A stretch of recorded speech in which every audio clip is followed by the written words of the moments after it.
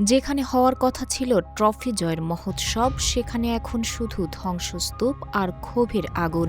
2026 FIFA বিশ্বকাপ mega ফাইনালে স্বপ্নভঙ্গের পর রণক্ষেত্রে পরিণত হয়েছে আর্জেন্টিনার রাজধানী বুয়েন্স আইরেস। খেলা শেষ হতেই শহরের কেন্দ্রস্থলে পুলিশের সাথে তুমুল সংঘর্ষে জড়ায় ক্ষুব্ধ শত শত সমর্থক। খেলার মাঠে স্পেনের একচ্ছত্র আধিপত্য এবং ম্যাচের শেষ দিকে এনজো ফার্নান্দেজের লাল কার্ড দেখে মাঠ ছাড়লে ভেঙে পড়ে আর্জেন্টিনা।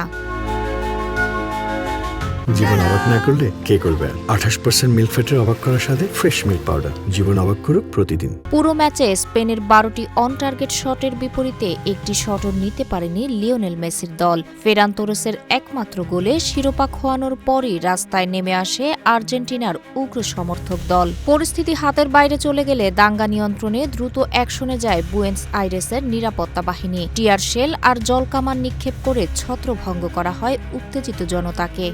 ঘটনাস্থল থেকেই গ্রেফতার করা হয়েছে অন্তত 15 জন দাঙ্গাকারীকে। তবে নতুন করে যেন কোনো অপ্রীতিকর ঘটনা না ঘটতে পারে, সেজন্য বুয়েন্স আইরেসের কেন্দ্রস্থলে ভারী পুলিশ মোতায়েন করা হয়েছে।